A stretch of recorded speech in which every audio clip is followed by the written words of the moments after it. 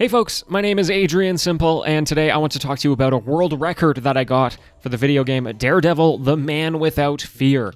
This is a 2003 Game Boy Advanced adaptation of the film that released the same year, starring Ben Affleck. Now, getting the speedrun world record for this game, it's not some grand achievement. This was basically a free world record after some of the discoveries that I made. But I actually think this game has a lot of fun things going on. There's some cool time saves and routing that can happen. And ultimately, I just think you might be interested in running this game yourself by the end of the video. Or if you're just interested in, like, the research process of discovering things in a speedrun, then maybe this is for you. Anyway, be sure to check the description for all the resources you might need to get started. This video also has closed captioning and timestamps. And if you're interested in speedrunning, I do encourage you to stick around the channel, maybe check out some other videos. I think there's a lot of cool stories for you to see there. Okay, so the big question, what is this game? And why am I speedrunning it out of all the other games that I could possibly speedrun?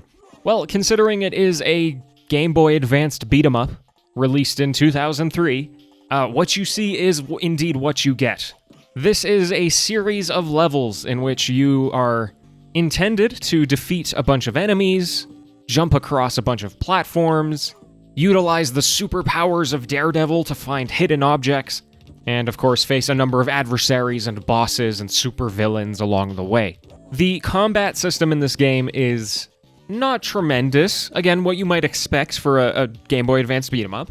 You have your basic punching, you have this very fancy twirl kick, you have a jump kick, you have a sweep, and then you can do a bunch of stuff with your baton, like throw it or overhand swing with it, but it's pretty rare that you use those in a speedrun. However, by far the most important thing about this game is its movement. It's a little clunky, and you kind of do have to get into the groove of getting used to moving around. It almost kind of reminds me of the first time that I played Super Mario 64. You know, I watched all of the speedruns and I was like, oh, that looks easy, I can do that. And then as soon as I played the game, I was like, oh, it's actually like kind of hard to control Mario. You really have to get used to the movement. And that's definitely the case with this game. Knowing the velocity of your jump and how high you're going to go, how far you're going to go, how long you have to wait between landing on the ground and attacking, etc., etc.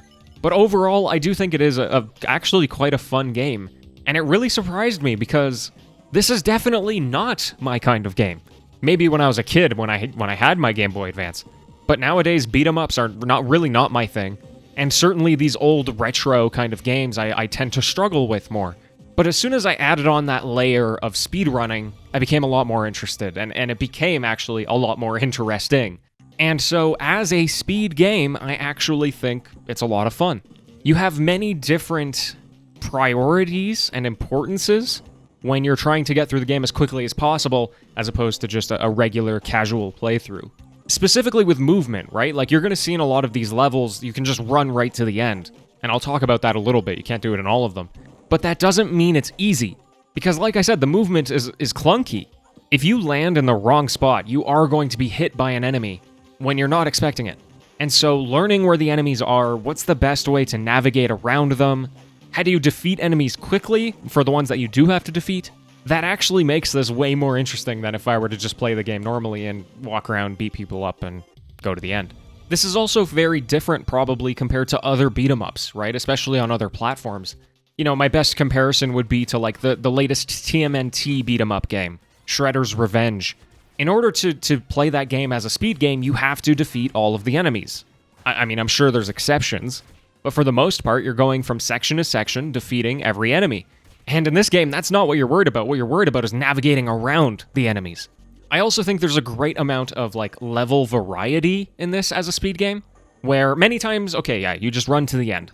But then there are also a few levels that are, like, huge and kind of like a labyrinth, with a lot of tight corridors and different branching ways to go. Of course, there's 4 boss fights. Some levels are very vertical, some levels are very horizontal, right?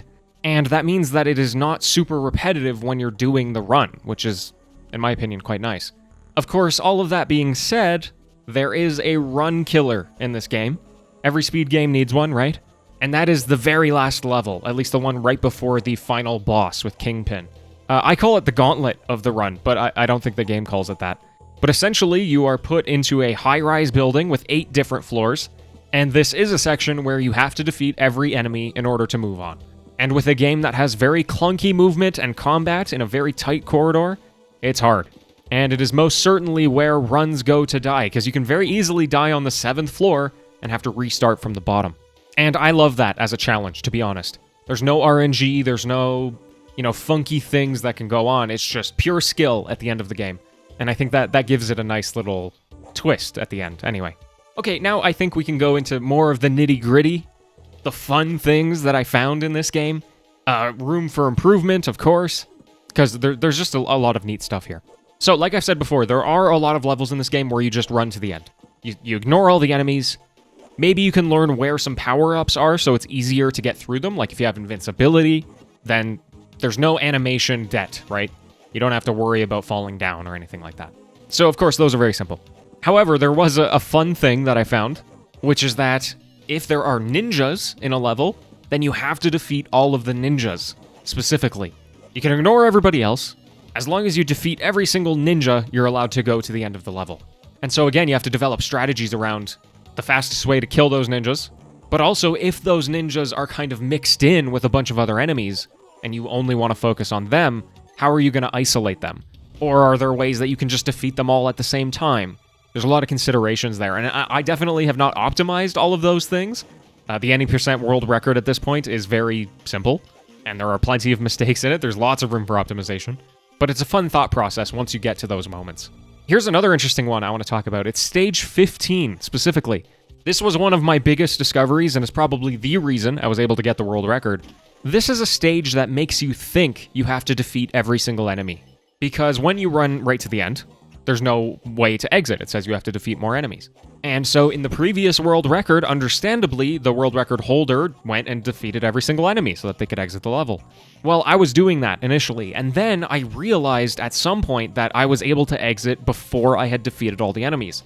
And so what I did in practice was one by one, defeated an enemy, and then went to check the exit.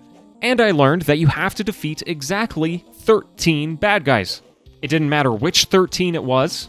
As long as you defeated the 13, you were allowed to go to the end. And so again, there's some fun optimization there where it's, how do I defeat 13 enemies the fastest on this level? And it's not necessarily the ones at the beginning or the ones at the end. I wouldn't be surprised if there are other things like that kind of hiding in this game, where you can get through the level faster than it appears you can. But anyway, that stage alone saved me many, many, many minutes in order to get the world record. Let's also talk about the boss fights, because I think this is super interesting. The boss fights are actually, for the most part, easier than the individual levels, because most of them have, like, a key, a way of defeating them really quickly. On the Electra fight, you just have to set her up on the correct box, and then you're able to just spam your attack, and you defeat her very quickly. She's actually, in a casual playthrough, quite difficult to defeat, but with the right setup, you just destroy her immediately. For Kurigi, I actually discovered an optimization for this boss fight, which is just the leg kicks. If you just keep attacking his leg, you will see in the animation that it actually hits him multiple times with just one animation. And so again, you don't have to worry about running all over the level, doing twirl kicks, anything like that. You just do your leg kicks and you're done. For King of the Sewers, we haven't yet found like a super simple way of defeating him. It seems like the easiest way right now is to just spam your regular attack, which is still pretty slow and still leaves you vulnerable to being attacked. But I imagine there could be something else there, like he does get hurt by his own steam attacks that come from the pipes up above. So I do wonder if there's some way that you can set it up that, that's what kills him. I don't know. For Echo, I'm actually a little bit embarrassed about this boss fight because in my world record, I did not know how you were supposed to defeat her. In mine, I just jumped back and forth with jump kicks and that was it. And then I rewatched the previous world record and I realized, oh, he had it figured out.